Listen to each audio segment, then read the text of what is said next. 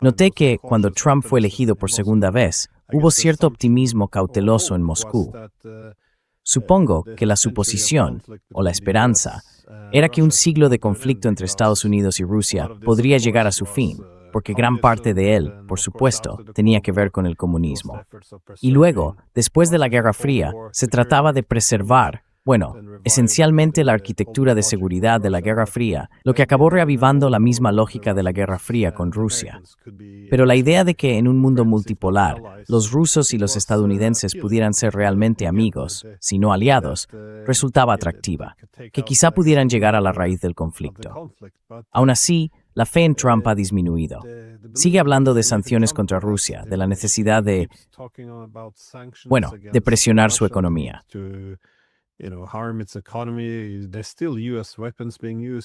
Todavía se están utilizando armas estadounidenses contra Rusia. Es la CIA la que se encarga de las operaciones de inteligencia. Vimos ese artículo del New York Times que decía que Trump había dado luz verde para atacar refinerías y barcos rusos. Quiero decir, cruzamos la línea hace mucho tiempo. Lo que antes era una guerra por poderes, ahora es algo muy directo. Y ahora, por supuesto, están hablando de abordar barcos rusos, lo cual es un gran paso. No se puede dejar pasar eso, porque si se acepta, se convierte en la nueva norma. De repente, todos los barcos rusos en el mar podrían ser interceptados. Incluso se escucha una retórica más agresiva por parte de los europeos ahora, diciendo, también podemos abordar sus barcos, podemos hacer que parezca legal. Quiero decir, nos dirigimos hacia una gran guerra.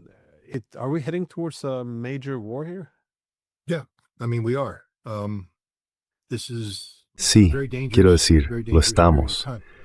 Este es un periodo de tiempo muy peligroso, muy peligroso. Mira, yo era una de esas personas que compartían, ya sabes, una especie de optimismo cauteloso de que Trump hablaba en serio sobre la paz. De verdad lo creía, sabía que tenía que enfrentarse al Estado profundo, pero pensaba que era Donald Trump contra el Estado profundo. Y creo que los rusos también lo creían. Pero lo que estamos descubriendo es que Donald Trump no solo se rodeó de personas rusófobas, personalidades que no solo no creen en unas buenas relaciones, sino que buscan activamente destruir Rusia. Scott Ritter, el secretario del Tesoro, cree que puede poner a Rusia de rodillas, que puede destruir físicamente la economía rusa. Y quiere hacerlo.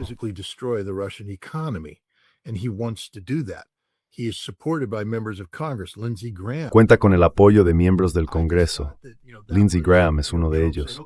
Yo pensaba que eso era Trump diciendo, vale, hablad alto y mantendremos la presión sobre los rusos hasta conseguir este acuerdo y luego entraré yo y arreglaré todo.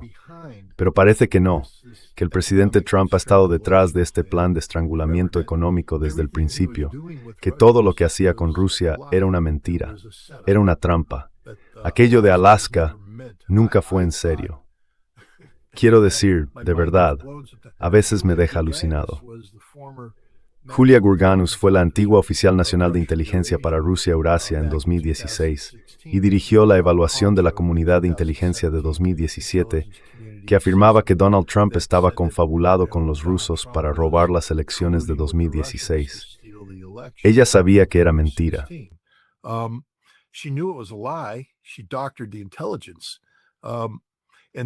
Ella manipuló la información de inteligencia. Y luego, cuando parecía que la iban a desenmascarar, la pusieron en una especie de semi-retiro. Seguía siendo una oficial de la CIA, pero la colocaron en uno de los think tanks de Washington, D.C. Bueno, la sacaron de ese think tank.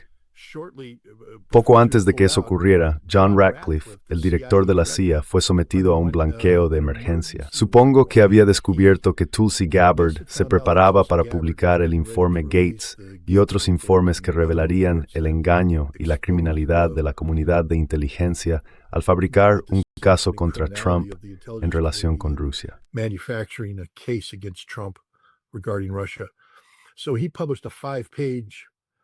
Así que publicó un memorando desclasificado de 5 páginas que básicamente le daba a Julia Gurganus un certificado de buena conducta.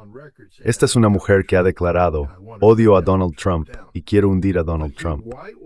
Pero él la encubre, y ella va en el avión informando a Donald Trump de camino a su reunión con Putin.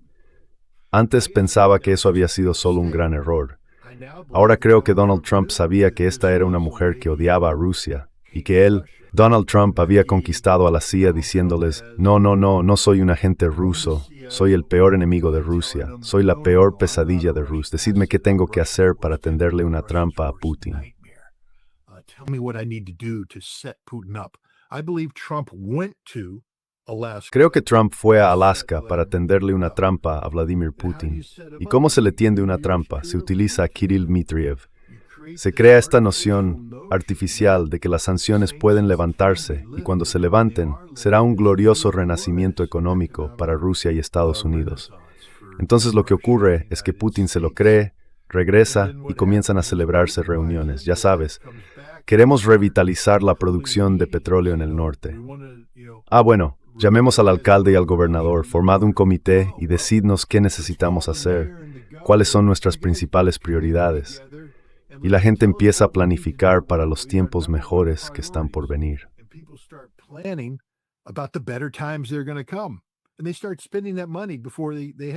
Y empiezan a gastar ese dinero antes incluso de tenerlo. Lo que has hecho ahí es llevar a cabo una guerra psicológica.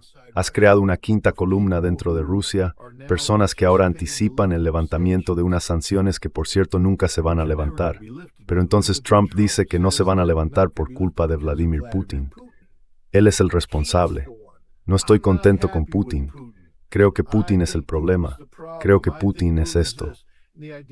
La idea es crear una cuña entre Putin y las élites políticas y económicas que ahora están fascinadas por la posible eliminación de las sanciones. Eso fue lo que hizo Donald Trump. Radcliffe no llevó a cabo esas acciones.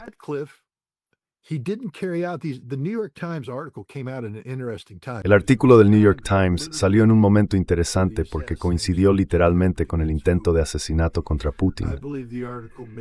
Creo que el artículo pudo haber tenido originalmente un titular diferente y algunos párrafos que luego se eliminaron, porque me da la impresión de que básicamente decía, mirad lo que hemos hecho, somos la CIA, llevamos haciendo esto desde siempre. Y luego, cuando fracasó y los rusos se enteraron, lo cambiaron. Pero no cambiaron el artículo en sí. La CIA tuvo que colaborar abiertamente con el New York Times para ese reportaje. Se trata de información altamente clasificada. La idea de que la CIA esté permitiendo a Ucrania atacar la capacidad de refinado de petróleo rusa, componentes específicos, con ese nivel de precisión, es asombrosa.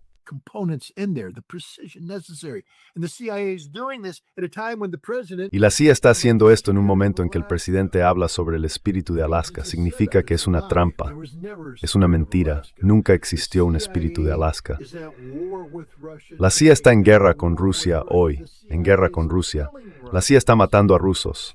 Scott Ritter, secretario del Departamento del Tesoro, está en guerra con Rusia intentando destruir la economía rusa.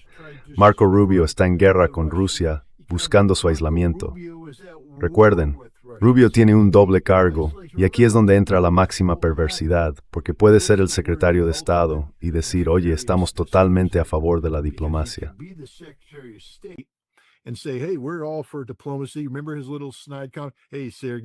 ¿Recuerdas su pequeño comentario sarcástico? Sergei, ¿cómo estás? Como si fuera amigo de Sergei Lavrov. No lo es. Odia a Sergei Lavrov.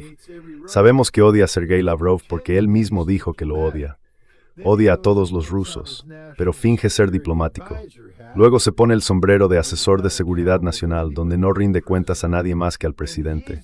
Y es él quien da luz verde a los ataques de la CIA. Todo pasa por el asesor de seguridad nacional.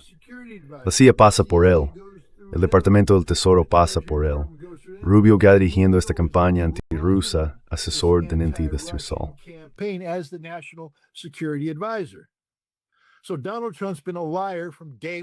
Así que Donald Trump ha sido un mentiroso desde el primer día. Desde el primer día. Y creo que los rusos están empezando a darse cuenta de esa realidad. Por supuesto, los rusos son pragmáticos y, como dijo Lavrov, no pondrán fin a las negociaciones ni a las conversaciones con los estadounidenses. Los rusos nunca se retiran del todo, pero no van a ninguna parte. Los rusos no pueden confiar en esta gente en absoluto. Quiero decir, si confían en ellos, entonces hay que preguntarse, ¿Son realmente los rusos tan capaces como todo el mundo dice, incluyéndome a mí? No se puede confiar en Estados Unidos. No se puede confiar en Donald Trump. Y ahora si a eso le sumas a gente que, bueno, todo el asunto del libro, solo sirve para mostrar lo estúpida que es la gente.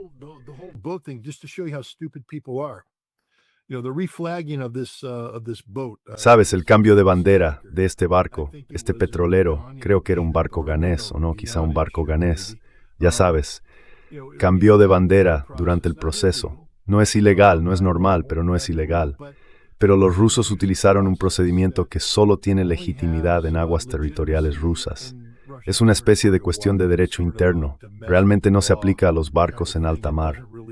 De hecho, según el derecho del mar, no se puede tener un barco con doble bandera. El barco debe mantener la bandera con la que zarpó. Si cambia de bandera, entonces no tiene ninguna. Así que los rusos se metieron en un lío con esto. No fue una buena jugada, y los propios rusos lo han reconocido en cierto modo. Por eso Rusia ha estado callada.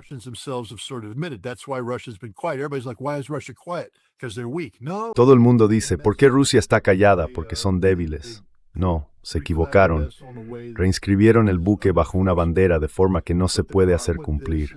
Pero el problema es que Europa y Estados Unidos están interpretando la falta de reacción de Rusia como una señal de debilidad. Y ahora están hablando de ir contra barcos con bandera rusa real. Eso sería un error fatal, porque la Armada rusa intervendrá. Los rusos son muy legalistas. La Armada rusa no tenía autoridad legal para intervenir en nombre de ese supuesto buque reinscrito bajo bandera rusa, porque ese barco no tenía legitimidad.